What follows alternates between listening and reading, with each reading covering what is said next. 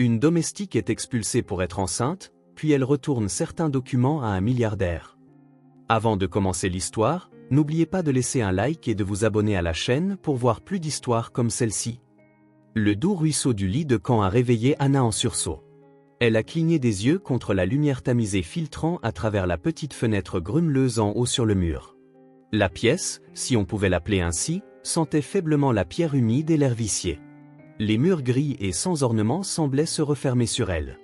Une seule chaise en bois se tenait contre le coin de la ferme, ses pieds inégaux menaçant de se renverser si on s'asseyait dessus sans précaution. La couverture en fil de fer qu'elle tenait n'avait guère réussi à retenir le froid de la nuit. Anna a balancé ses jambes par-dessus le bord du lit de camp, ses pieds nus rencontrant le toucher glacé du sol carrelé. Elle s'est levée rapidement, veillant à étouffer le bruit du cadre du lit qui grinçait sous elle. Margaret Hartman détestait le bruit le matin, un fait qu'Anna avait appris à travers de sévères réprimandes et de longs silences amers. L'air dans la cuisine du manoir était plus chaud, bien que pas plus accueillant. Anna se déplaçait avec une habileté pratiquée, allumant la cuisinière et tirant des ingrédients du garde-manger. Ses doigts travaillaient méthodiquement, tranchant le pain et battant les œufs, les mouvements si ancrés qu'ils ne nécessitaient aucune pensée. Dehors, par la petite fenêtre au-dessus de l'évier, les premières lueurs de l'aube peignaient le ciel de rose et de gris atténué. L'entrée de Margaret Hartman fut annoncée par le clic précis de ses talons contre les sols polis. Anna se redressa instinctivement, sa main se serrant autour de la poignée de la poêle. Margaret apparut dans l'embrasure de la porte, sa posture aussi rigide que les perles serrées autour de son cou. Elle balaya son regard à travers la cuisine jusqu'à Anna avec la même évaluation froide que l'on réserverait pour vérifier la brillance de la vaisselle. « Le café est-il prêt ?» La voix de Margaret était brusque, ses yeux se plissant en tombant sur le comptoir et les toasts. « Combien de fois dois-je te rappeler que cela doit être doré, pas brûlé ? Ton attention aux détails est gravement déficiente. » Anna ouvrit la bouche pour répondre, mais se ravisa. À la place, elle hocha la tête, ajustant la flamme sous la poêle et glissant les œufs sur une assiette. Le regard de Margaret demeura un moment de plus avant qu'elle ne soupire, le son lourd de mépris. « Assure-toi que cela ne se reproduise plus, » dit Margaret avant de tourner brusquement sur ses talons. À mesure que ses pas s'éloignaient, Anna exhala doucement, ses épaules s'affaissant avec le relâchement de la tension. Elle se déplaça pour mettre la table, ses mains stables mais sa poitrine serrée de frustration. Elle n'osait exprimer l'amertume. La grande salle à manger au-delà de la cuisine se dressait avec sa table en acajou brillant et ses chaises drapées de velours rembourré, un contraste marqué avec l'environnement sobre d'Anna. Le silence fut brisé par l'apparition soudaine d'Ethan Hartman. Il entra sans la formalité de sa mère, sa démarche décontractée presque paresseuse. La lumière matinale captait l'éclat de sa montre et la coupe nette de sa chemise ajustée. Un sourire en coin tirait sur ses lèvres, une confiance qui frôlait l'arrogance. « Bonjour, Anna, » dit-il en s'appuyant contre le comptoir, comme s'il possédait non seulement la maison mais aussi l'espace autour de lui. Ses yeux parcouraient ses mains au travail, puis remontaient lentement, traînant trop longtemps. « Tu t'es levé tôt à nouveau, n'est-ce pas ? » « Je le suis toujours. » Anna répondit en gardant un ton neutre, ne levant pas les yeux et se concentrant plutôt sur l'arrangement des assiettes. « Tu travailles trop dur, » ajouta Ethan, sa voix plongeant dans quelque chose qui aurait pu ressembler à de l'inquiétude si ce n'était pour le sous-ton d'amusement. « Peut-être devrais-tu laisser quelqu'un s'occuper de toi pour une fois. » Anna le regarda brièvement, son expression étant sur la défensive. « Il y a du travail à faire, » répondit-elle. Ethan éclata de rire, un son grave qui fit dresser les cheveux d'Anna. Il se redressa, s'approchant de là où elle se tenait, sa présence imposante bien qu'il n'ait pas élevé la voix. « Tu sais, » dit-il en baissant le ton, « si jamais tu as besoin de quelque chose, tu peux venir me voir. Je pourrais te faciliter les choses. » La prise d'Anna sur l'assiette se resserra imperceptiblement. Elle se força à respirer, se concentrant sur le cliquetis de la porcelaine contre le bois en posant l'assiette sur la table. « Je garderai cela en tête. » Ethan inclina la tête, l'étudiant un moment, le sourire s'effaçant, remplacé par quelque chose de plus tranchant et moins facile à lire. Puis, aussi soudainement qu'il avait disparu, le sourire réapparut. Il recula, sa main effleurant le comptoir avant de se tourner vers la porte. Le bourdonnement d'une seule ampoule au-dessus vacilla faiblement dans l'obscurité de la cuisine, mais les pensées d'Anna étaient ailleurs. Ses mains travaillaient automatiquement, frottant une poêle jusqu'à ce que le métal brille, mais dans le silence, des souvenirs non sollicités s'insinuaient, des échos doux et sépia d'une vie bien loin. Elle avait 6 ans, assise en tailleur sur le tapis usé d'un appartement modeste, le parfum du savon à la lavande mêlé à l'arôme faible de thé à la cannelle. Sa mère, Laura Carter, se déplaçait gracieusement dans la pièce, sa silhouette encadrée par la lumière de l'après-midi filtrant à travers les rideaux légers. Le petit espace qu'ils appelaient maison était encombré mais chaleureux, une courte pointe patchwork sur le canapé, des étagères remplies de livres usés et un seul vase contenant des fleurs sauvages que Laura avait cueillies lors de leur promenade du week-end. « Pose ce livre de coloriage et viens ici, ma chérie », avait dit la voix de sa mère, une mélodie capable de dissiper toute inquiétude. Anna avait obéi, ses petits pieds foulant le tapis en portant le livre pour le montrer à sa mère. « Regarde, c'est une cabane dans les arbres, il y a une balançoire et un toboggan, vois-tu » Laura s'était agenouillée, ses doigts traçant les lignes de crayon sur la page. « C'est magnifique, dit-elle avec un sourire radieux, mais n'oublie pas de dessiner quelque chose pour les oiseaux, chaque cabane dans les arbres a besoin d'un nid à proximité. » Anna avait froncé les sourcils, ses petites sourcils se plissant. « Pourquoi ?»« Parce qu'ils apportent des chansons le matin, répondit Laura en brossant doucement une mèche de cheveux d'Anna derrière son oreille. Et tout le monde a besoin d'un peu de musique dans sa vie ? Les mots de Laura avaient résonné avec Anna longtemps après qu'elle soit retournée à son dessin. La musique était partout dans leur petit foyer. Sa mère fredonnait en pliant le linge, chantait en frottant les sols et murmurait des berceuses qui rendaient l'obscurité dehors moins imposante. La vie avait été simple mais suffisante, mais la simplicité ne dure pas éternellement. Le souvenir s'était déplacé vers une vague de froid balayait la chaleur. Anna se voyait au pied du lit de sa mère, maintenant recouvert de draps décolorés au lieu de la courte pointe patchwork. Le visage autrefois vibrant de Laura était pâle, son souffle superficiel et laborieux. Une bouteille de pilule reposait sur la table de chevet à côté d'un verre ébréché d'eau. Ce fut une descente lente, de petits signes d'abord. Sa mère, autrefois énergique, avait commencé à perdre du poids, les promenades qu'elle faisait devenaient plus courtes et le rire dans sa voix s'amincissait, comme une corde de violon trop tendue. Lorsqu'Anna remarqua que quelque chose n'allait vraiment pas, Laura l'avait balayée d'un sourire las. « Juste fatiguée, ma chérie. » Pourtant, ses mains tremblaient lorsqu'elle touchait la joue d'Anna. « Rien, un peu de repos » Mais le repos ne suffisait pas. La toux avait commencé peu après, d'abord le matin, puis le soir, résonnant dans leur petit appartement, un son trop lourd pour un espace si réduit. Les visites chez le médecin avaient suivi, drainant leurs économies. Anna, trop jeune pour comprendre la gravité, savait seulement que leur appartement devenait plus silencieux à mesure que sa mère s'affaiblissait. Le dernier jour était gravé dans sa mémoire avec une clarté douloureuse. Elle s'était recroquevillée près de Laura sur le lit, sa tête reposant sur la poitrine de sa mère. Le rythme régulier du cœur de Laura avait toujours été sa berceuse. Ce jour-là, il était plus lent, plus fragile.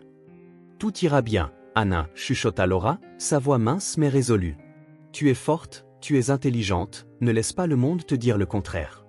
Mais j'ai besoin de toi. » Anna, la petite voix se brisant, « Ne pars pas. » Les bras de Laura s'étaient enroulés autour d'elle une dernière fois, et Anna se souvint de l'odeur de la lavande et de la chaleur, même si l'étreinte fragile semblait bien plus petite qu'autrefois.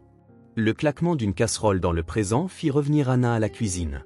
Ses mains se figèrent sur la poêle, ses jointures blanchies par l'effort. Les comptoirs brillants du manoir Hartmann et ses murs impeccables étaient si éloignés du désordre de jouets de l'appartement de sa mère, et pourtant, dans cet endroit austère, l'absence de chaleur semblait encore plus aiguë. Elle redressa son dos, secouant la lourdeur pesant sur sa poitrine. « Tu es forte », les mots de sa mère résonnaient aussi clairement maintenant qu'ils l'avaient fait toutes ces années auparavant. C'était tout ce qu'elle lui restait pour s'accrocher. La porte s'ouvrit en grinçant, et les pas qu'elle avait appris à identifier comme étant ceux de Margaret Hartmann cliquetèrent contre les carreaux. Anna se retourna rapidement, son visage composé, ses yeux ternes mais fermes. Le passé n'avait pas sa place ici, pas dans cette maison, pas sous le regard de Margaret. La cuisine avait depuis longtemps été vidée, la vaisselle lavée propre et empilée soigneusement sur leurs étagères. Anna se tenait près de l'évier, ses mains immergées dans l'eau savonneuse alors qu'elle rinçait la dernière poêle. Le léger cliquetis de la poêle contre l'évier en porcelaine résonnait dans l'espace tranquille, interrompu seulement par le bourdonnement lointain du manoir qui se réveillait. Ethan apparut dans l'embrasure de la porte, son ombre s'étirant longuement sur le sol carrelé. Anna se raidit instinctivement, ses mains se figant. Elle ne se tourna pas, espérant qu'il passerait simplement, mais ses pas étaient délibérés. En entrant, toujours en train de travailler, son ton était léger mais quelque chose en dessous le rendait tendu. « Il y a toujours du travail à faire », répondit Anna, gardant sa voix stable. Elle sécha ses mains rapidement, pliant la serviette soigneusement avant de la mettre de côté. « Ethan s'appuya contre le comptoir, les bras croisés de manière décontractée, mais ses yeux suivaient ses mouvements. « Tu as été ici toute la matinée, tu ne prends jamais de pause ?» Anna se força à rencontrer son regard, bien que cela ressemblât à essayer de résister à un vent fort. « Il n'y a pas de temps pour les pauses, ajouta-t-elle. Ethan sourit faiblement, comme amusé par sa réponse. « Tu devrais te faire du temps, tu le mérites ?» Les mots auraient pu sembler gentils pour quelqu'un d'autre, mais pour Anna, ils résonnaient creux. Il y avait un poids dans son regard, un sens de possession qui faisait grincer la peau d'Anna. Elle s'occupa en essuyant le comptoir, bien qu'il soit déjà impeccable. Ethan rit doucement, un son qui fit monter un frisson dans son dos. « Tu es toujours si poli, c'est touchant. » Le mot resta dans l'air, lourd et intrusif. Anna posa le chiffon, se forçant à rester calme. « S'il n'y a rien d'autre, je devrais reprendre le travail. » Ethan dit, son ton changeant. Il redressa sa démarche décontractée, se dissolvant en quelque chose de plus tranchant. « Tu n'as pas à continuer de prétendre être si distante. »« Je te vois ?» Elle le regarda pleinement, puis son souffle se coupa face à l'intensité dans ses yeux. Pendant un moment, elle se sentit piégée, comme si les murs s'étaient refermés sur elle. La chaleur de la cuisine semblait s'évaporer, remplacée par une tension étouffante. « Je ne sais pas ce que tu veux dire, dit-elle doucement, mais les mots semblaient creux même à ses propres oreilles. Le sourire d'Ethan réapparut, mais il n'atteignait pas ses yeux. « Bien sûr que tu le sais. » Avant qu'elle puisse répondre, le bruit des pas résonna dans le couloir. Les talons claquants de Margaret Hartman annoncèrent sa présence avant qu'elle ne pénètre dans la cuisine. Le soulagement d'Anna fut immédiat mais fugace, car les yeux perçants de Margaret prirent immédiatement la scène. « Ethan, Margaret, dit-elle sèchement. N'as-tu pas quelque chose de plus productif à faire que de traîner dans la cuisine ?» Ethan sourit en coin, son regard s'attardant un moment de plus avant de se tourner vers sa mère. « Juste faire de la conversation, mère. » Margaret durcit son expression. « Laisse cela au serviteur, répondit-elle, se tournant vers Anna avec les lèvres pincées en un froncement de sourcils. « Ce sol est sale, je m'attends à ce qu'il soit impeccable avant que l'heure ne soit écoulée. » Anna hocha la tête, sa voix à peine au-dessus d'un chuchotement. « Oui, madame. » Ethan quitta sans un mot de plus, sa présence comme une ombre se retirant mais non partie. Margaret demeura, sa désapprobation épaisse dans l'air. « Tu ferais bien de te rappeler ta place, Anna. Ce n'est pas ta maison, peu importe à quel point tu penses être à l'aise. »« Oui, madame, répéta Anna en gardant le regard baissé sur le sol. Margaret quitta la pièce, laissant Anna seule une fois de plus. Elle inspira difficilement, serrant le bord du comptoir pour se soutenir, son esprit tourbillonnant avec des fragments de la voix de sa mère, douce mais ferme, l'encourageant à rester droite et fidèle à elle-même. Mais ces mots semblaient lointains, comme des échos d'une autre vie. Lorsqu'Anna eut fini de frotter le sol, le soleil était haut dans le ciel, projetant des lignes de lumière nette sur les carreaux. Elle se laissa retomber sur ses talons, l'épuisement tirant à ses membres. Mais ce n'était pas le travail physique qui pesait sur elle, c'était le sentiment oppressant de crainte qui semblait la suivre partout où Ethan allait. Et l'idée que le regard d'Ethan lingerait comme une ombre refusait de quitter son esprit. Les semaines se confondaient dans une brume de pas lourds, de chuchotements étouffés et de portes verrouillées. La présence d'Ethan devenait une ombre qui persistait même lorsqu'il n'était pas là. Les nuits d'Anna n'étaient plus les siennes, il la trouvait dans les coins tranquilles du manoir, à l'extérieur du garde-manger faiblement éclairé, dans l'escalier étroit menant au quartier des domestiques ou parfois à la porte en bois fragile de sa chambre. Sa voix, basse et mielleuse, la précédait toujours, annonçant les moments qu'Anna souhaitait pouvoir effacer. Au début, elle avait essayé de le repousser avec politesse, avec des excuses liées au travail ou à la fatigue, mais la persistance d'Ethan était implacable, ses mots passant d'offres sucrées à des tons tranchants et exigeants. Certaines nuits, elle parvenait à l'éviter en glissant dans des couloirs plus sombres et en se verrouillant dans le placard à linge. D'autres fois, sa force et son sentiment d'autorité submergeaient ses protestations. Le monde d'Anna se rétrécissait à chaque rencontre, son silence devenant un acte de survie. La nausée avait commencé quelques jours auparavant, s'insinuant avec une inquiétude nauséabonde chaque fois qu'elle sentait le café du matin se préparer dans la cuisine. Au début, Anna avait pensé que c'était le stress, le poids croissant des avances d'Ethan, les critiques incessantes de Margaret et l'isolement étouffant de sa vie. Mais la fatigue était différente, son corps se sentait étranger, ses membres plus lourds, son souffle plus court. Ce matin-là, alors qu'Anna frottait les comptoirs de la cuisine, une soudaine vague de nausée la força à s'agenouiller. Elle serra le bord de l'évier, ses jointures blanchies par l'effort, luttant contre la vague de maladie. Lorsqu'elle se remit, elle se tenait instable, regardant son reflet dans la vitre de la fenêtre. La réalisation la frappa avec une force qu'elle n'avait pas anticipée. Elle savait au fond d'elle qu'elle l'avait su depuis des jours. Plus tard ce soir-là, Anna s'approcha d'Ethan dans le bureau. Il était assis dans le vieux fauteuil de son père, les pieds appuyés sur le bureau alors qu'il feuilletait paresseusement un magazine. La lumière dorée de la lampe mettait en valeur les angles nets de son visage, son expression une indifférence pratiquée. Il leva à peine les yeux lorsqu'elle entra. Mais quand il le fit, ses yeux scintillèrent d'un éclat familier et perturbant. « Qu'est-ce qui t'amène ici, Anna ?» demanda-t-il d'une voix teintée d'amusement, cherchant de la compagnie. Les mains d'Anna se crispèrent sur ses côtés. Elle se força à se tenir droite, même si sa voix tremblait. « J'ai besoin de te parler, Ethan. » Il posa le magazine de côté et se pencha en avant avec un intérêt fin. « Oh, ça semble sérieux. » « Ça l'est. » Sa gorge se dessécha, mais elle continua. « Je suis enceinte. » La pièce tomba dans un silence bref. L'expression d'Ethan vacilla, un éclat d'incompréhension traversant son visage, puis il éclata de rire, un son bref et incrédule qui fit froid dans le dos d'Anna. « Tu plaisantes, » dit-il, bien que son ton soit dépourvu d'humour. Anna secoua la tête, sa voix à peine au-dessus d'un murmure. « Je ne plaisante pas. » Ethan se leva brusquement, ses mouvements saccadés. Il se dressait maintenant au-dessus d'elle, son visage se durcissant en quelque chose de froid et d'impitoyable. « Et tu penses que c'est de ma faute ?»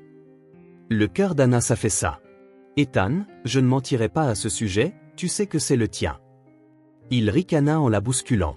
« Ne sois pas ridicule, Anna, ce n'est pas mon problème. »« Mais ça l'est, » dit-elle, sa voix se brisant. « Je ne peux pas faire ça seule. » Ethan se tourna brusquement, ses yeux se plissant. « Ce n'est pas mon affaire. Quoi qu'il arrive, c'est sur toi. » Les mots la frappèrent comme un coup.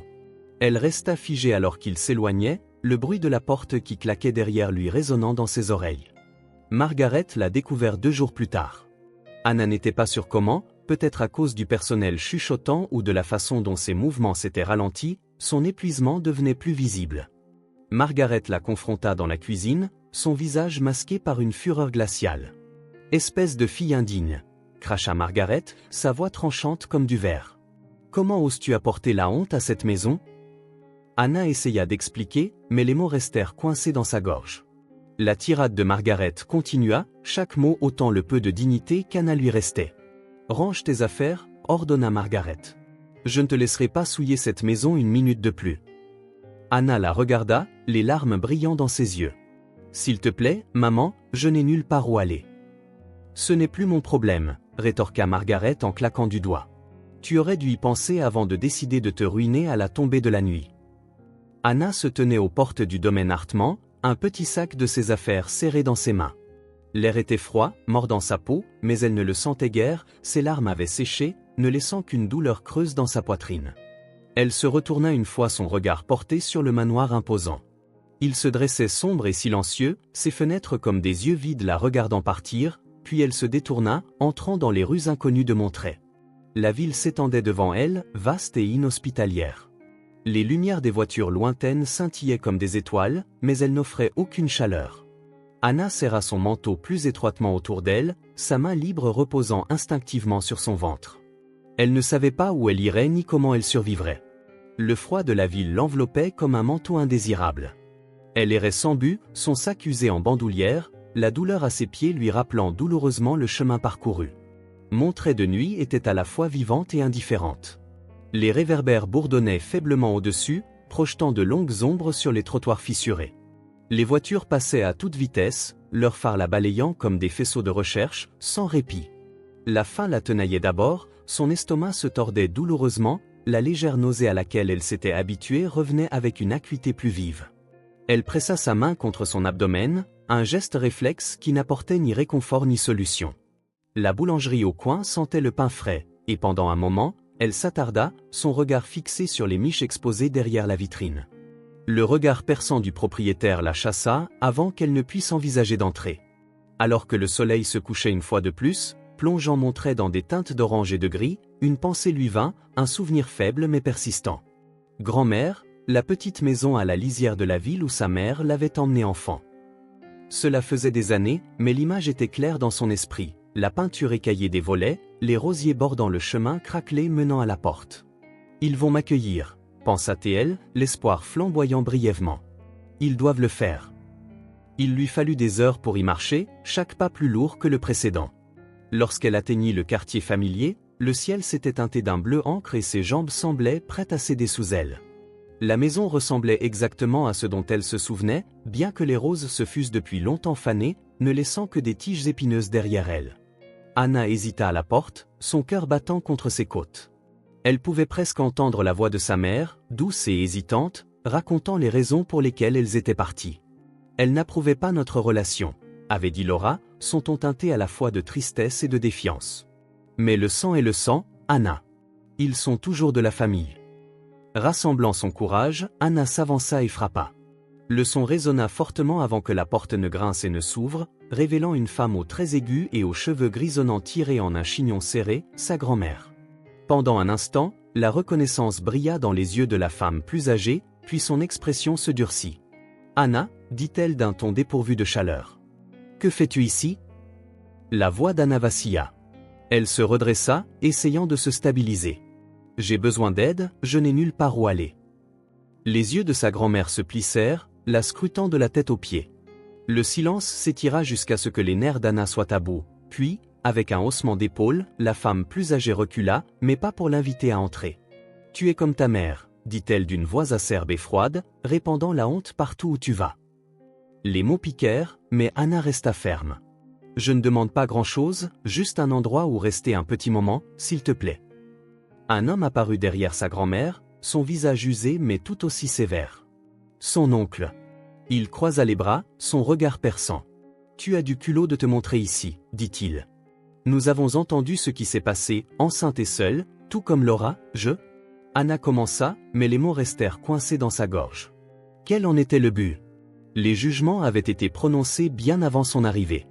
Sa grand-mère secoua la tête, serrant le cadre de la porte. « Nous ne pouvons pas t'aider, nous avons nos propres vies et nous n'avons pas besoin de ton désordre pour nous entraîner vers le bas. » Tu aurais dû y penser avant. La vision d'Anna devint floue alors que les larmes montaient, mais elle refusa de les laisser tomber.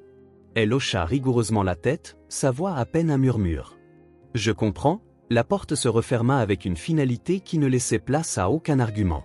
Anna resta là un instant de plus, le froid s'infiltrant dans ses os, puis lentement, elle se retourna et marcha vers la route, ses mains se posant protectivement sur son ventre. Le poids du rejet s'abattit sur elle, plus lourd que le sac sur son épaule. Des heures plus tard, alors qu'elle traînait le long d'une rue vide, ses pas hésitèrent. Un éclat faible attira son regard près du trottoir. Elle se pencha, brossant la saleté d'une mallette en cuir. Elle était usée mais intacte, la boucle en laiton brillant faiblement au clair de lune. Elle hésita, regardant autour d'elle dans la rue désertée. Qui laisserait quelque chose comme ça ici? Ses doigts survolèrent la boucle avant de l'ouvrir. À l'intérieur, des papiers se répandirent, des documents, des enveloppes et un stylo noir élégant glissé dans une poche latérale. Son regard s'attarda sur le nom embossé dans le coin d'un document, Jonathan Blake. Anna le regarda longtemps, son souffle coupé. Elle ne savait pas qui était Jonathan Blake. La serrant fermement, elle leva les yeux et continua de marcher. La mallette était lourde dans ses mains alors qu'elle se tenait devant le bâtiment en verre imposant, son extérieur élégant scintillant au soleil du matin. Le nom gravé sur la plaque en laiton à côté de l'entrée disait « Blake Enterprises », le même nom embossé sur les documents qu'elle avait examinés la nuit précédente. Elle avait passé des heures à délibérer sur ce qu'elle devait faire, son esprit tourbillonnant de possibilités, vendre la mallette pour de l'argent, garder l'argent qu'elle avait trouvé à l'intérieur d'une des enveloppes, mais chaque fois qu'elle envisageait cette idée, la voix de sa mère résonnait dans sa mémoire. « Fais ce qui est juste, Anna, même quand personne ne regarde. » Ces mots étaient restés avec elle, guidant ses pas jusqu'à ce moment précis. Le hall d'entrée n'était rien comme le monde qu'elle connaissait. Les sols en marbre brillaient sous la douce lueur des lustres et l'air sentait légèrement les agrumes et le bois poli. Les gens se déplaçaient avec détermination, leurs voix étouffées et professionnelles, leurs talons claquant sur le sol poli. Anna serra la mallette plus fort, soudain hyper consciente de ses chaussures usées et de ses vêtements froissés. Elle s'approcha du comptoir de réception où une femme en blazer impeccable leva les yeux de son ordinateur. Son sourire était poli mais distant. « Puis-je vous aider » demanda-t-elle. « Oui » commença Anna, sa voix hésitante. Elle clarifia sa gorge. « J'ai trouvé cette mallette, elle appartient à Monsieur Blake. Je voulais la lui rendre. » Les sourcils de la réceptionniste se levèrent légèrement, son regard descendant vers la mallette dans les mains d'Anna. « Avez-vous un rendez-vous » ? « Non, répondit Anna en hésitant, regardant autour d'elle comme si elle cherchait les bons mots. « J'ai juste besoin de la lui remettre, c'est important. » La femme l'étudia un moment avant de décrocher le téléphone. Sa conversation fut brève, lorsqu'elle raccrocha, elle hocha la tête en direction des ascenseurs. « Prenez le dernier à droite.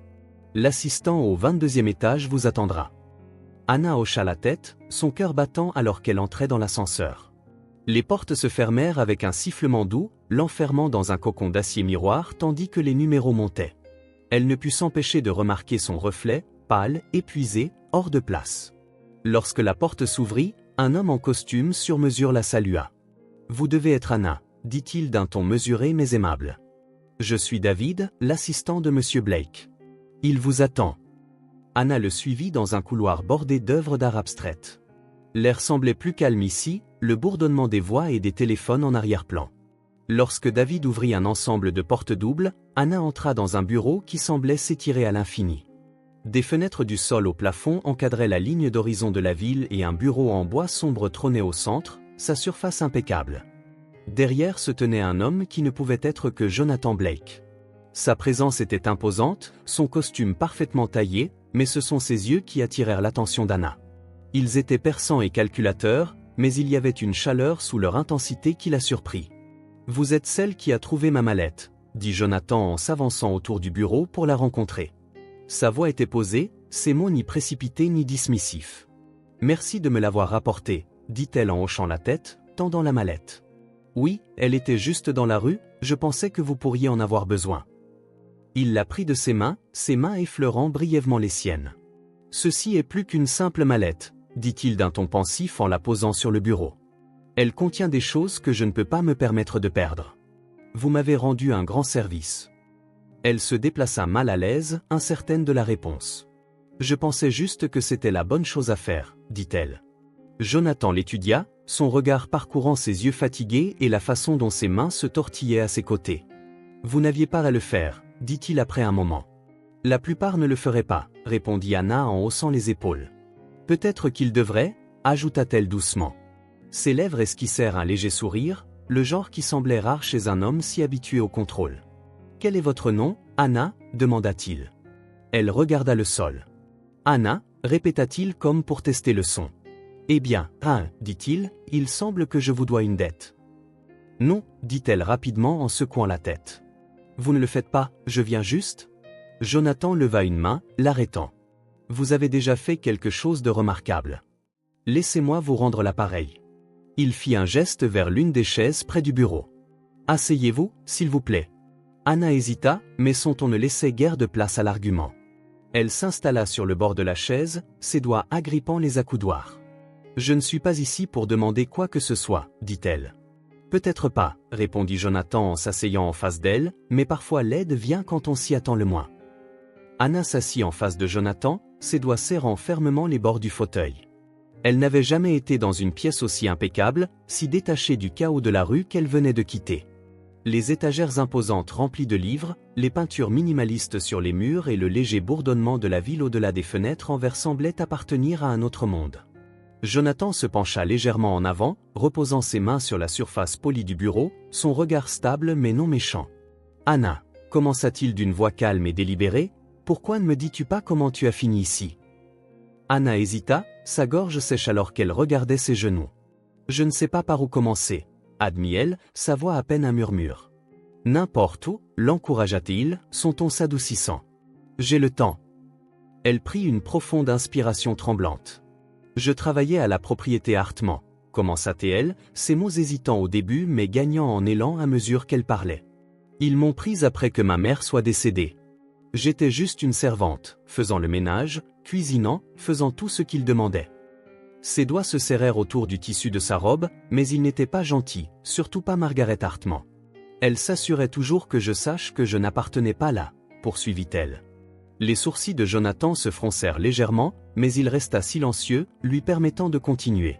« Mon fils, Ethan » Anna s'interrompit, sa voix tremblante. Il n'était pas mieux. Il agissait comme s'il possédait tout, y compris moi. Quand elle hésita, avalant difficilement. Quand je lui ai dit que j'étais enceinte, il l'a nié. Il m'a traité de menteuse, la colère traversa son expression, et m'a expulsée. Je n'ai même pas eu le temps de bien faire mes valises, juste quelques affaires dans un sac, et c'était tout. La pièce retomba dans un silence momentanément pesant, le poids de son histoire se déposant lourdement dans l'air. Jonathan se recula légèrement, ses doigts joints en éventail alors qu'il l'étudiait. « Et ta mère, comment s'appelait-elle » demanda-t-il prudemment. « Laura Carter », répondit Anna, sa voix s'adoucissant en prononçant le nom. Elle était forte, même quand les choses devenaient difficiles. Elle m'a toujours dit d'être honnête, de défendre ce qui est juste, quoi qu'il arrive. Mais la vie n'était pas juste pour elle non plus. L'expression de Jonathan se figea un instant. Laura Carter, le nom résonnait dans son esprit, éveillant des souvenirs qu'il avait longtemps enterrés. Il garda son visage impassible, mais ses pensées tourbillonnaient avec la possibilité que cette jeune femme soit liée à Laura, celle qu'il avait aimée et perdue tant d'années auparavant. « Et ton père » demanda-t-il. Anna secoua la tête. Il ne parlait jamais de lui, il disait juste qu'il n'était pas là, et ça suffisait. Jonathan acquiesça lentement, s'appuyant en arrière dans sa chaise, son esprit courant pour rassembler des fragments du passé. « Tu as traversé plus que ce que quiconque devrait avoir à endurer, » dit-il finalement. « Et pourtant, tu as rendu la mallette quand tu aurais pu la garder. Ça en dit long sur toi. » Anna cligna des yeux, surprise par la gentillesse dans sa voix. « Je n'y ai pas réfléchi, » admit-elle. « Ça me semblait juste de le faire. » Les lèvres de Jonathan s'étirèrent en un léger sourire. « Maintenant, j'aimerais te rendre quelque chose si tu es prête, » proposa-t-il. Elle inclina légèrement la tête, l'incertitude brillant sur son visage. « Qu'est-ce que tu veux dire ? » « Je peux t'offrir un emploi, » dit-il simplement. « Quelque chose ici, chez Blake Enterprises. Ce ne sera pas glamour, mais ce sera un travail honnête et cela te donnera une chance de te reconstruire. » Anna le regarda, les yeux grands ouverts. « Tu fais ça pour moi ?» Le regard de Jonathan s'adoucit. « Je crois en aider les gens qui le méritent, et tu m'as montré que tu en fais partie. » Ses mains se tortillaient dans son giron alors qu'elle considérait son offre, le poids de sa fierté s'opposant à la réalité de sa situation. « Je ne sais pas quoi dire. »« Dis oui, » dit-il doucement. « Laisse-moi t'aider. » Anna hésita, mais elle hocha la tête. Sa voix, calme mais ferme, répondit « Oui, merci. » Jonathan se leva et tendit la main, son sourire rassurant. « Nous réglerons les détails et en attendant, j'arrangerai un endroit sûr pour que tu restes. » Le souffle d'Anna s'arrêta. « Je ne peux pas. Je veux dire, tu n'as pas à le faire, » l'interrompit-il, son ton ne laissant aucune place à l'argument. « Ce n'est pas de la charité, Anna, considère cela comme un investissement dans quelqu'un en qui je crois. » Ses joues s'empourprèrent, pour la première fois depuis des semaines, elle sentit les premiers signes de l'espoir. « Merci, » dit-elle à nouveau, sa voix cette fois stable, alors qu'elle quittait son bureau. Jonathan la regarda partir, son esprit toujours attaché au nom qu'elle avait prononcé, Laura Carter. Les souvenirs de son sourire, de son rire et de la façon dont elle avait autrefois bouleversé sa vie tourbillonnaient dans son esprit. Il ne pouvait ignorer les similarités, les mêmes qualités, la même force tranquille, le même esprit déterminé. Pour l'instant, il allait donner à Anna ce dont elle avait besoin, stabilité, soutien et une chance de retrouver ses repères. Mais les questions qui tiraient aux frontières de son esprit refusaient de se taire. Se pourrait-il que cette jeune femme soit son lien avec le passé qu'il pensait avoir perdu à jamais ? Jonathan exhala profondément, son regard revenant sur la ligne d'horizon de la ville au-delà de la fenêtre. Les fils de connexion étaient trop forts pour être ignorés et il savait qu'il n'était qu'une question de temps avant que la vérité ne se révèle. Jonathan triait les dossiers éparpillés sur son bureau, la lumière de sa lampe projetant de longues ombres dans la pièce autrement sombre. Chaque information ajoutait une couche supplémentaire à l'image qui se formait dans son esprit. L'enquête approfondie de son assistante avait mis au jour des vérités que Jonathan redoutait et espérait à la fois. Laura Carter avait effectivement vécu à Monet après l'avoir quittée de sa vie, sa trace s'étendant faiblement mais sans équivoque jusqu'au faubourg de la ville. Le souffle de Jonathan se coupa en lisant son emploi, sa vie modeste et sa mort prématurée. Elle avait été seule et l'estomac de Jonathan se serra en lisant le dernier détail accablant. Enceinte lorsque sa famille l'avait forcée à partir. Il s'appuya en arrière dans son fauteuil, sa main passant sur son visage. Le poids de tout cela pesait lourdement sur lui. Laura avait porté son enfant, la seule chose dont son jeune lui avait rêvé mais qu'il avait été trop impuissant pour protéger. L'interférence de sa famille lui avait non seulement enlevé Laura mais aussi la vie qu'ils auraient pu construire ensemble. Et maintenant, la voilà, Anna, sa fille. Jonathan fixa la photographie de Laura qu'il avait déterrée de son bureau. Son image était à la fois une consolation et un tourment. Les mêmes yeux, la même détermination tranquille. C'était comme si des morceaux de Laura lui étaient revenus à travers Anna. Pourtant, avec cette réalisation venait une vague de culpabilité. Pourrait-il l'affronter avec cette vérité? Pourrait-il annuler des décennies de silence et de regrets sans briser sa fragile confiance en lui? Pendant ce temps, Anna commençait à trouver ses marques. À la suggestion de Jonathan, elle avait commencé à suivre des cours pour acquérir les compétences nécessaires à un emploi stable. Ses journées étaient bien remplies, pour la première fois depuis des semaines, la douleur de la faim et le froid de l'incertitude commençaient à s'atténuer. L'appartement était devenu un refuge, ses petits conforts semblant presque luxueux comparés aux rues qu'elle avait errées. Jonathan l'avait également encouragée à visiter son bureau, lui offrant une chance d'apprendre en observant son équipe. Au début, elle était hésitante, se sentant déplacée parmi les professionnels polis qui se pressaient dans les couloirs, mais les encouragements silencieux de Jonathan l'avaient aidée à persévérer. Un après-midi, elle se retrouva à assister à une réunion, son carnet serré dans ses mains. La discussion tournait autour d'elle, pleine de jargon qu'elle comprenait à peine, mais elle écoutait attentivement, prenant des notes au fur et à mesure de la réunion. Un point de confusion surgit, un détail sur la logistique que l'équipe ne semblait pas pouvoir résoudre. Anna hésita, son esprit tournant. Elle avait remarqué quelque chose dans les chiffres qu'ils avaient discutés plus tôt, une solution potentielle. Son cœur battait la chamade lorsqu'elle leva la main légèrement. « Excusez-moi », dit-elle doucement, sa voix à peine audible au-dessus du bavardage de la salle. Jonathan, assis de l'autre côté de la table, remarqua son hésitation et lui fit un petit signe d'encouragement. Elle s'éclaircit la gorge et parla à nouveau, plus fort cette fois. « Je pense qu'il pourrait y avoir un problème avec le calendrier des livraisons. Si vous ajustez le planning d'un jour, cela pourrait réduire le chevauchement et économiser des coûts. » La salle tomba dans le silence. Tous les regards se tournèrent vers elle et elle rougit sous leur examen. Jonathan se pencha en avant, son expression calme mais curieuse. « Continuez, dit-il. » Anna expliqua son raisonnement aussi clairement qu'elle le pouvait, ses doigts serrant le bord de son carnet. Lorsqu'elle eut fini, l'un des managers hocha la tête pensivement. « C'est en fait un bon point que nous n'avions pas envisagé, dit-il. » Jonathan sourit, un éclat de fierté traversant son visage. « Bien joué, Anna, dit-il simplement, son ton chaleureux mais mesuré. » Le reste de la réunion passa en un clin d'œil, mais Anna se sentit plus légère en quittant la salle. Jonathan la rattrapa dans le couloir, les mains dans les poches. « Tu t'es bien débrouillé là-dedans, dit-il d'une voix calme. Tu devrais être fier. »« J'ai juste remarqué quelque chose, » répondit-elle en haussant légèrement les épaules. « Ce n'est pas grand-chose. » Il insista doucement. « Tu as un esprit vif, Anna. Ne le sous-estime pas. » À mesure qu'Anna gagnait en confiance, Jonathan se trouvait en train de lutter avec la décision de révéler la vérité. Chaque interaction avec elle approfondissait son admiration pour sa résilience et son intellect, mais cela aiguisait aussi sa culpabilité. Elle méritait de savoir qui elle était, mais il craignait l'impact que cela pourrait avoir sur sa confiance, son sentiment de stabilité. Un soir, il s'assit dans son bureau, regardant la photographie de Laura une fois de plus. La décision pesait de plus en plus lourd chaque jour qui passait, mais il savait qu'il ne pouvait pas retarder éternellement. Il attrapa un stylo et du papier, ses mains stables malgré la tempête intérieure. « Chère Anna », écrivit-il, les mots venant lentement, chacun choisi avec soin. « Il y a quelque chose que je dois te dire. Cela pourrait changer la façon dont tu me vois, mais j'espère que cela t'aidera aussi à comprendre. » Il s'arrêta, le stylo suspendu au-dessus du papier.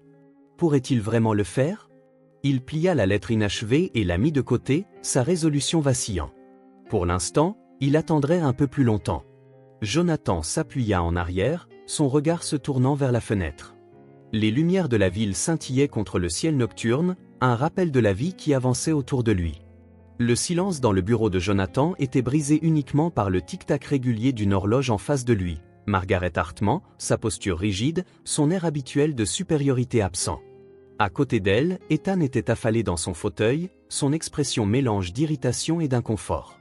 Tous deux semblaient déplacés dans les environs modernes et élégants, loin du grand domaine qu'ils avaient autrefois dominé. Jonathan s'appuya en arrière dans son fauteuil, son regard froid les observant. « Qu'est-ce qui vous amène ici, Margaret » demanda-t-il d'un ton poli mais dépourvu de chaleur.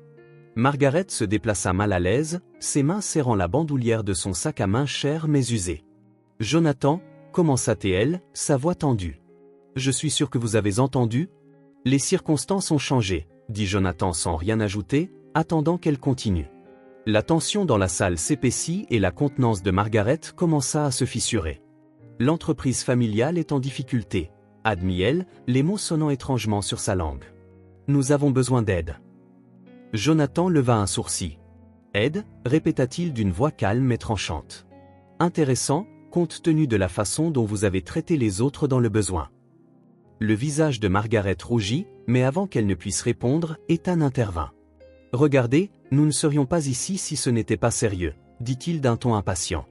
Vous avez les moyens de régler cela, un prêt, un investissement, peu importe. Ce n'est pas comme si vous ne pouviez pas vous le permettre. Les yeux de Jonathan se tournèrent vers Ethan, son expression se durcissant. Et pourquoi devrais-je ? De quoi exactement dois-je à la famille Hartman ? La question resta suspendue dans l'air et Margaret hésita un instant. La femme qui avait autrefois commandé des salles d'une simple regard semblait petite et incertaine. Nous nous sommes trompés, dit-elle finalement, sa voix à peine audible. À propos de beaucoup de choses, se pencha Jonathan en avant, ses coudes reposant sur le bureau. Vous vous êtes trompé sur plus que des affaires, Margaret, dit-il d'un ton égal. Votre traitement de ceux qui sont en dessous de vous, Anna incluse, n'était rien de moins que cruel. Le regard de Margaret tomba au sol, mais Ethan ricana. Anna, interrompit-il brusquement, réalisant son erreur. Jonathan jeta un regard perçant qui le figea sur place. Dis-le, Ethan, dit-il d'une voix dangereusement douce. Vas-y, termine cette phrase. Ethan se déplaça de manière inconfortable mais resta silencieux. Jonathan redressa son regard, balayant les deux. Si vous voulez mon aide, vous devrez vous adresser directement à Anna. C'est elle que vous avez lésée et c'est elle qui mérite vos excuses. Anna entra dans la salle un instant plus tard, sa présence silencieuse mais imposante. Elle avait changé depuis ses jours au domaine Hartman. Il y avait une confiance dans sa démarche, une force calme dans la façon dont elle tenait la tête haute. Les yeux de Margaret s'élargirent légèrement en voyant Anna entrer, son expression un mélange de choc et d'inconfort. Anna, dit Jonathan en lui faisant signe de les rejoindre. Nos invités ont quelque chose à dire. Le regard d'Anna se tourna vers Margaret et Ethan, son expression impénétrable. Elle ne s'assit pas, préférant se tenir à quelques pas de distance, ses mains jointes lâchement devant elle. Margaret s'éclaircit la gorge, sa voix vacillant lorsqu'elle parla. « Anna, je te dois des excuses pour la façon dont je t'ai traité. C'était mal. » Anna inclina légèrement la tête, son regard stable. « Mal, répéta-t-elle d'un ton calme mais incisif. Vous m'avez rejeté comme si je n'étais rien. Vous m'avez traité de nom, dégradé et expulsé quand j'avais le plus besoin d'aide. » Margaret tressaillit, sa contenance se fissurant davantage. « J'étais aveuglée par ma propre arrogance, admit-elle, et pour cela, je suis désolée. » Ethan se déplaça de manière inconfortable, évitant le regard d'Anna. « Oui, pareil, murmura-t-il. Désolé ou peu importe. » La mâchoire de Jonathan se crispa face au mépris d'Ethan, mais Anna leva une main pour faire taire toute réponse. Elle prit une profonde inspiration, sa voix stable lorsqu'elle parla. « Des excuses, c'est un début, dit-elle, mais ce n'est pas suffisant. » La tête de Margaret s'immobilisa, ses yeux se rétrécissant légèrement. « Que voulez-vous dire ?» demanda-t-elle. « Je veux dire, Anna, dit-elle d'un ton ferme, que si vous attendez de Jonathan qu'il vous aide, il doit y avoir des conditions. D'abord, une reconnaissance publique de la façon dont vous nous avez traités, moi et d'autres comme moi. Deuxièmement, une promesse de ne jamais interférer dans ma vie à nouveau. » Margaret ouvrit la bouche pour protester, mais Jonathan intervint. « Vous l'avez entendu, dit-il fermement. Si vous ne pouvez pas accepter ces conditions, cette conversation est terminée. » Le silence s'étira tandis que Margaret considérait ses options. Finalement, elle hocha la tête, ses épaules s'affaissant. « Très bien, dit-elle, sa voix à peine audible.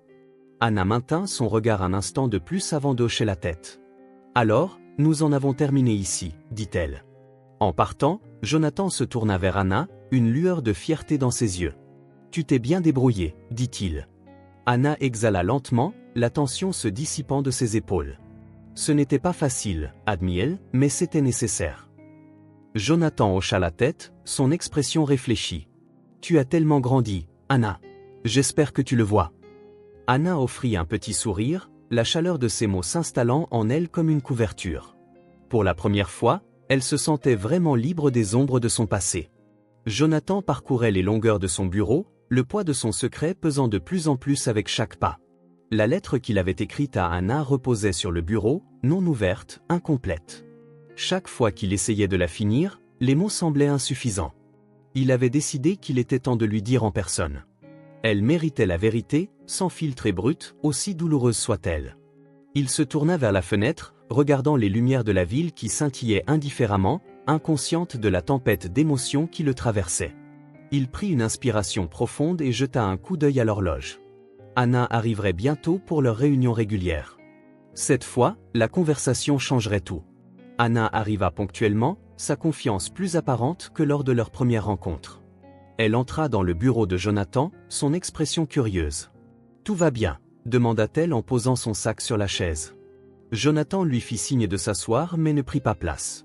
Il resta debout, les mains jointes derrière le dos. « Il y a quelque chose que je dois te dire, » dit-il, sa voix stable mais basse. « Quelque chose que j'aurais dû te dire il y a longtemps. » Anna fronça légèrement les sourcils, son regard s'affûtant. « Qu'est-ce que c'est » demanda-t-elle prudemment. Jonathan hésita, les mots se coinçant dans sa gorge. Finalement, il plongea la main dans le tiroir de son bureau et en sortit la photographie de Laura. Il la tendit à Anna, sa main tremblante légèrement. « C'est ta mère, n'est-ce pas ?» Les yeux d'Anna s'agrandirent en prenant la photographie, ses doigts traçant les bords usés par les années de manipulation. « Oui » dit-elle lentement, sa voix à peine audible. « Comment ?» Le cœur de Jonathan se serra. Il prit une profonde inspiration et rencontra son regard. « Parce que je la connaissais, je l'aimais » dit-il, faisant une pause. « Anna, je suis ton père. » Les mots restèrent suspendus dans l'air, lourds et irrévocables. Anna le fixa, son expression changeant rapidement, choc, confusion, incrédulité. Elle murmura « Quoi ?» La photographie glissa légèrement de sa prise. Jonathan s'approcha d'elle, sa voix devenant plus douce. « Ta mère et moi, nous étions amoureux avant que tu ne sois né.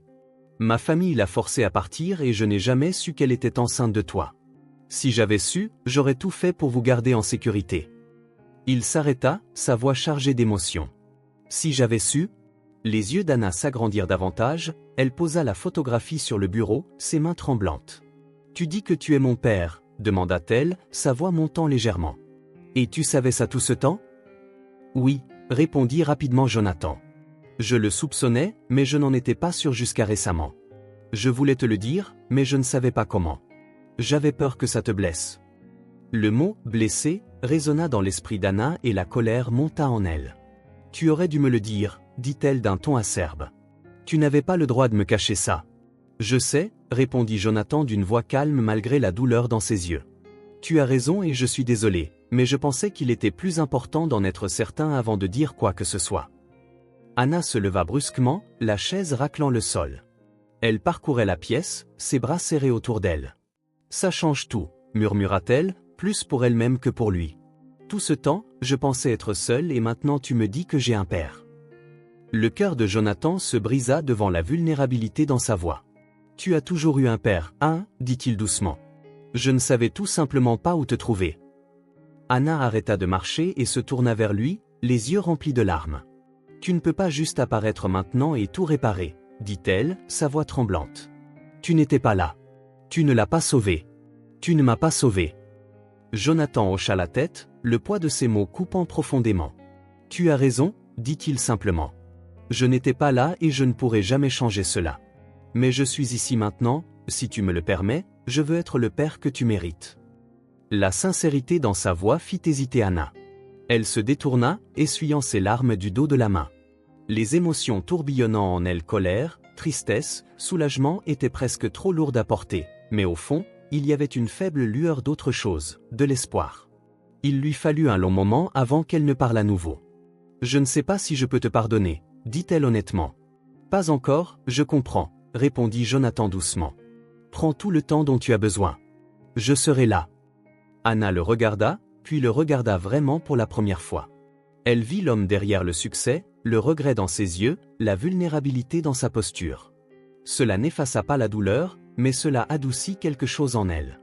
Elle hocha lentement la tête. « D'accord, » dit-elle, sa voix stable malgré les larmes toujours dans ses yeux. « On verra. » Jonathan sourit légèrement, un mélange de soulagement et de gratitude le submergeant.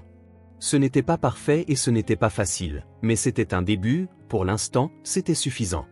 Les mois qui suivirent furent différents de tout ce qu'Anna avait vécu. Avec le soutien indéfectible de Jonathan, elle commença à reconstruire sa vie avec détermination et clarté. La fille autrefois timide et hésitante se tenait désormais droite, sa confiance grandissant chaque jour. Jonathan avait obtenu pour elle une place dans un prestigieux programme de formation en affaires, une décision qui avait initialement submergé Anna, mais en s'immergeant dans ses études, elle découvrit une aptitude qu'elle ne soupçonnait pas posséder. Elle excellait non seulement dans l'apprentissage des fondamentaux des affaires, mais aussi dans la recherche de sa voie parmi des pairs qui, à première vue, semblaient bien plus capables. Un matin, Anna se tenait devant une salle pleine de ses camarades de classe, présentant une analyse de marché. Sa voix était stable, ses mains gesticulant avec assurance alors qu'elle expliquait ses conclusions. La salle éclata en applaudissements lorsqu'elle termina, un son qui lui sembla surréaliste mais satisfaisant. Jonathan avait assisté à la présentation, assis tranquillement au fond. Alors les applaudissements s'estompaient, Anna croisa son regard. Son sourire était subtil mais rempli de fierté. Elle le lui rendit, un petit mais significatif moment partagé entre père et fille. Au fur et à mesure que sa grossesse progressait, Anna trouva de la force dans des endroits inattendus. Jonathan était une présence constante, l'accompagnant à ses rendez-vous médicaux et veillant à ce qu'elle ait tout ce dont elle avait besoin. Sa dévotion silencieuse compensait des années d'absence. Bien qu'ils ne parlèrent ni du passé irréversible ni des regrets, une soirée, alors qu'ils étaient assis ensemble dans l'appartement que Jonathan lui avait offert, il lui tendit une petite boîte emballée pour le bébé. « Pour le bébé » dit-il simplement. Anna l'ouvrit soigneusement, révélant une délicate hochet en argent gravée des initiales AB, les initiales d'Anna. Elle le regarda longuement avant de lever les yeux vers Jonathan. « Merci » dit-elle doucement, sa voix chargée d'émotion. Il se pencha et posa une main sur la sienne. « Tu vas être une mère formidable, Anna. »« Je n'en doute pas. » La clôture avec les Hartmann arriva de manière inattendue. Les nouvelles de leur ruine financière se répandirent rapidement, mais Anna n'avait aucun intérêt pour leur sort.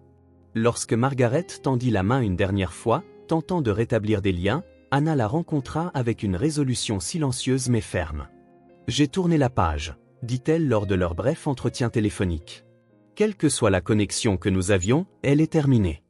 J'espère que vous trouverez la paix, mais je ne veux plus rien avoir à faire avec vous. » Le silence de Margaret de l'autre côté de la ligne en disait long. Pour une fois, Anna se sentit libre des ombres de la cruauté des Hartmann. C'était un chapitre de sa vie qu'elle pouvait enfin fermer. Le jour de la naissance d'Anna fut à la fois accablant et transformateur. Jonathan resta à ses côtés, lui tenant la main alors qu'elle donnait naissance à son fils. Les cris du nouveau-né remplissaient la pièce, un son qui fit monter les larmes dans les yeux des deux.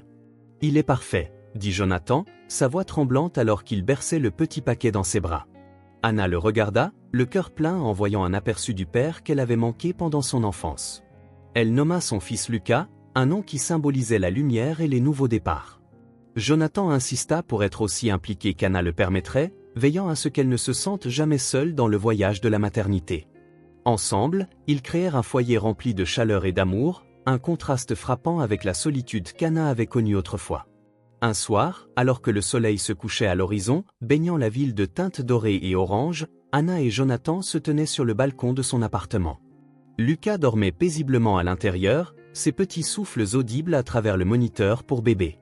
Jonathan s'appuya contre la rambarde, son regard lointain mais paisible. « Je n'aurais jamais imaginé que nous finirions ici, » dit-il doucement. « Mais je suis reconnaissant chaque jour que ce soit le cas. » Anna hocha la tête, ses mains reposant sur la rambarde. « Moi aussi, » admit-elle. « J'ai passé tellement de temps à fuir mon passé, mais maintenant, je sens que j'ai enfin quelque chose à tenir. » Il se tourna vers elle, son expression douce. « Tu as construit cette vie, Anna. Ta force, ta détermination, c'est tout toi. Je suis juste chanceux d'en faire partie. » Anna sourit, ses yeux scintillant de larmes non versées. « Tu m'as donné quelque chose que je pensais ne jamais avoir, une famille. » Jonathan posa une main sur son épaule, son toucher à la fois ferme et rassurant. Ensemble, ils regardèrent la ville, les lumières scintillant comme des étoiles. Le poids de leur histoire partagée n'avait pas disparu, mais il s'était transformé en quelque chose qu'ils pouvaient porter ensemble. Pour la première fois depuis des années, Anna ressentit un sentiment inébranlable d'espoir. La route à venir ne serait pas sans défi, mais elle n'était plus seule. Avec son fils dans ses bras et son père à ses côtés, l'avenir était à eux de construire, un horizon brillant et inexploré attendant d'être conquis.